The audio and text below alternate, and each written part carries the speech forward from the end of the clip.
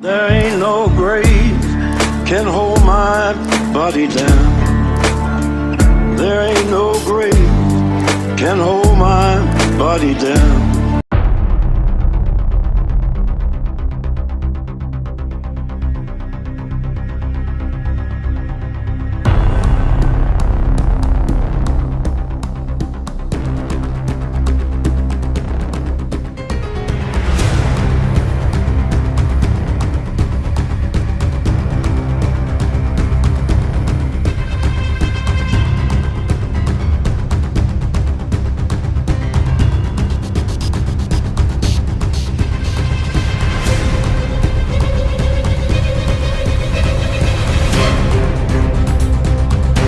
Fanboys are everything wrong with America. And whatever you do, please do not get into a sports debate with these guys. To me, fanboys are like a male equivalent to a Karen. Fanboys to Aaron Rodgers are like teen girls to a boy band. You know, Sunday I made a lot of Aaron Rodgers fans upset when I said that he was overrated. What are you talking about, Eli? Aaron Rodgers is the most talented quarterback of all time. He is better than Brady and Joe Montana. He is the GOAT. Shut the fuck up! The term GOAT and bust is used way too frequently in pop culture. People do not know how to use these words. They call someone a bust when they hate him, and they call somebody the GOAT when they love him. I have no vendetta against Aaron Rodgers, but I hate his freaking fans because I know that they do not do their research when it comes to their God. When I judge a quarterback's career, I use these 6 archetypes. There is a journeyman quarterback, a solid quarterback, a prolific quarterback, a GOAT quarterback, postseason legends, and stat stuffers. Drew Brees, Aaron Rodgers, Peyton Manning, and Dan Marino is what you would call a prolific quarterback. Notice how they do not have too many Super Bowls. They are very good in the regular season. They have had uncanny passing seasons, but they're not as good in the postseason. To me, these 4 quarterbacks should be compared to each other way more often than not. But Aaron Rodgers fanboys will tell you, hey, you can't judge a quarterback based on rings and championships. It's a team effort. And I realize they only say this when they can't win an argument, because back in the day, John Elway was seen as a great quarterback, and a lot of people were hesitant to compare him to Joe Montana because he was 0-3 in Super Bowls. So a lot of analysts would say that if John Elway does not win a Super Bowl, he will be remembered as the guy that couldn't get it done in the big game. It wasn't until he won back-to-back Super Bowls in the 90s, then analysts would say that he is a top 3 quarterback of all time. Now, obviously, this was before Peyton Manning and Tom Brady was drafted, but that lets you know how significant championships are to a quarterback's career. Championships are like tattoos. They stick with you forever. You do realize that people say Aaron Rodgers is better than Tom Brady and Joe Montana just because he throws pretty passes to journeyman wide receivers and he has a strong arm and a couple of MVPs. That is like saying Steph Curry is better than Michael Jordan because he shoots a better three-pointer and he has a couple of MVPs. Now, basketball fans will tell you that's blasphemous to compare Steph Curry to the greatest basketball player of all time.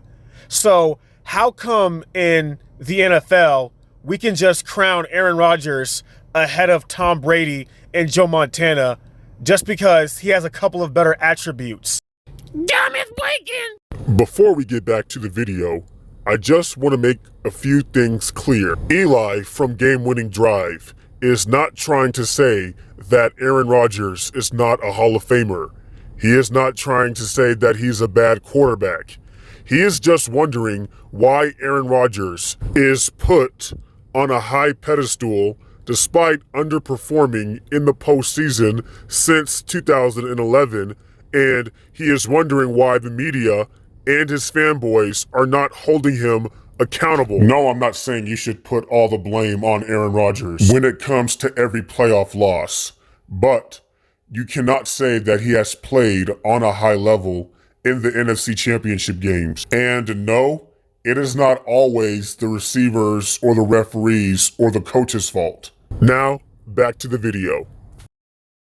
I've always wondered why the media would often compare Aaron Rodgers to Tom Brady rather than Drew Brees, because if you do your research, you would find out that Drew Brees is more similar to Tom Brady than Aaron Rodgers. Just look. Brees and Brady were not first-round draft picks. They both gave their franchises their first ever Super Bowl victory.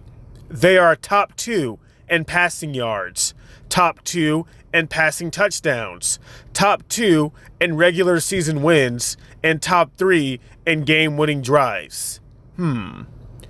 And speaking of game-winning drives, Peyton Manning, Drew Brees, Tom Brady, Dan Marino, Ben Roethlisberger, Brett Favre, John Elway, Matt Ryan, Matthew Stafford, Johnny Unitas, Eli Manning, Warren Moon, Carson Palmer, Phillip Rivers, Fran Tarkenton, Vinny Testaverde, Drew Bledsoe, Russell Wilson, Kerry Collins, Jake Plummer, Tony Romo, Jay Cutler, Jim Kelly, Joe Montana, Andy Dalton, Brad Johnson, and Boomer Esiason all have more game-winning drives than Aaron Rodgers.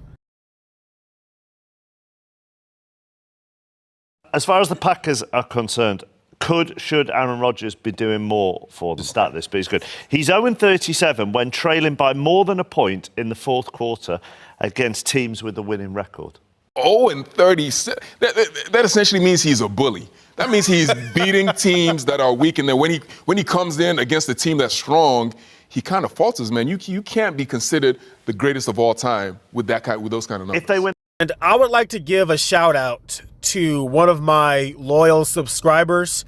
He pointed out this stat, and to me it seemed very interesting. You know, if Lamar Jackson, Dak Prescott, or Carson Wentz had that stat, the media would talk about it every other segment. I notice how people who worship Aaron Rodgers never hold him accountable for not showing up in the postseason.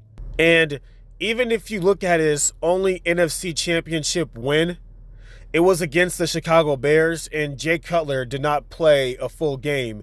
And I'm wondering, had Jay Cutler played a full game, would the Packers even win that game? I mean, there's no guarantee. Like, where I'm getting at is what separates Aaron Rodgers from any other superstar quarterback besides his arm strength and the fact that he throws pretty passes to unpopular wide receivers. So I had a comment from this fanboy, and he says that you don't know football. Aaron Rodgers has no defense, no offensive line, or receivers, but he still carries that football team. How can you expect him to win a Super Bowl with that type of talent? I replied by saying 2 words: Eli Manning. If you look back in the 2011 NFL season, you would know that the Giants won the Super Bowl that year with a 9-7 record, and they were the first team in NFL history to reach a Super Bowl with a negative point differential. The Giants' defense was the lowest among Super Bowl winners, ranking 25. Plus, the Giants' rushing offense was ranked dead last that season.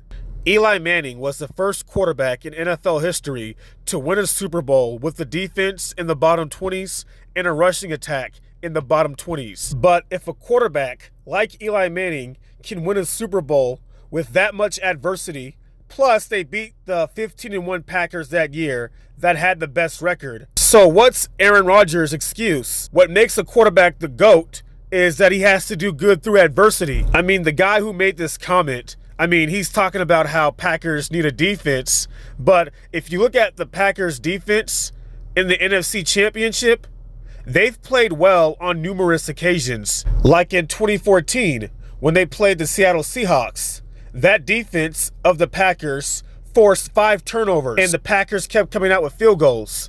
You know, Aaron Rodgers himself committed 2 turnovers in that game.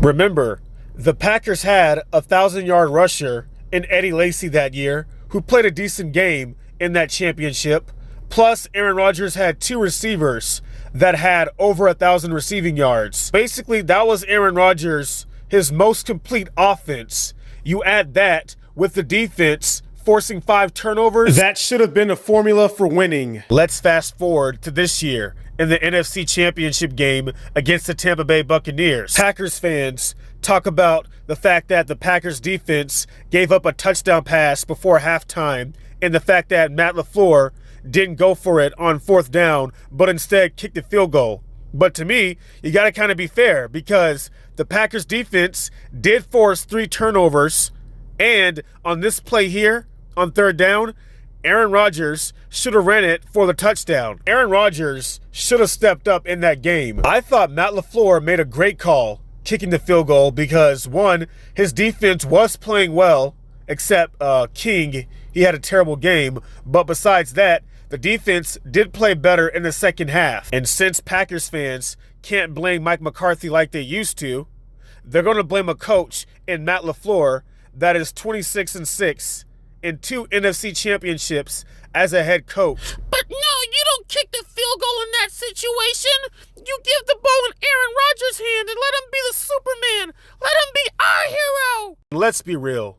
Packers fans always say that Russell Wilson was carried by the Legion of Boom. Drew Brees was carried by his defense in 2009. Tom Brady was carried by his defense. Well, guess what? The last time that Aaron Rodgers even made it to the Super Bowl, he had the #1 scoring defense in the NFL. I mean, these Packers fans, they're so contradicting. Like, when they hate a quarterback, they're like, oh, he's carried by his defense. But then when it's Rodgers, it's like, oh, he needs a defense. His defense needs to step up. I mean, these Aaron Rodgers fanboys always have some excuse for Aaron Rodgers. It's never him. It's always everybody else. They always come up with some new excuse. Aaron Rodgers, just the other day, after all of these years in the league, been in the league since 2005, Aaron Rodgers just the other day threw a pass to a first-round wide receiver.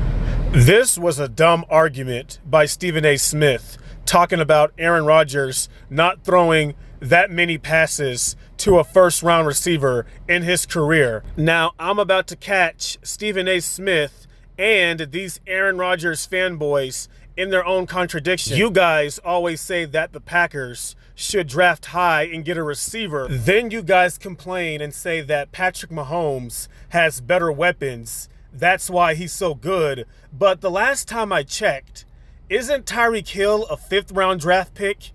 Isn't Travis Kelce a 3rd-rounder? Mecole Hardman a 2nd-rounder? The only first-round draft pick receiver that they have that I can think of off the top of my head, the Kansas City Chiefs, is Sammy Watkins. And Sammy Watkins is always hurt, and he hasn't had 1,000 receiving yards since he's been in Buffalo. Y'all talking about Aaron Rodgers needing better weapons. Look at Carson Wentz at Philadelphia. I mean, who has had it worse than him? His receivers are always injured. He's played with 5th-rounders. He's played with XFL receivers. He's played with receivers that played quarterback in college. I mean, everybody talks about Carson Wentz getting benched, but what he had to endure in Philadelphia when it came to his receivers, I mean, that's terrible for a young quarterback. One last Packer excuse that I would like to cover is the fact that Packers fans always say they get the most unfavorable calls by the referees, and Tom Brady always gets the most favorable calls. 1, now you know how Lions fans feel, and 2, the Packers do get a lot of favorable calls. You just got to be more observant. Like in 2019, the Packers were first in beneficiary yards, and the Lions were dead last. Not only that, do you guys remember that 2013 season when Matt Flynn basically saved the Packers season after Aaron Rodgers broke his collarbone?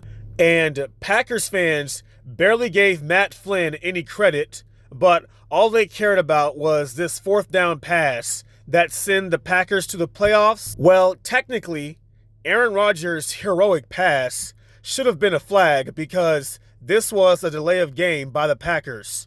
The clock ran to 0. What about Des Bryant's catch? That was a catch, that wasn't a catch, that was a catch, that wasn't a catch. Like I said, I have nothing against Aaron Rodgers as a quarterback, as a player. He's had a great career, but his fanboys, they need to be put to rest. Until next time, pigskin foes and heroes.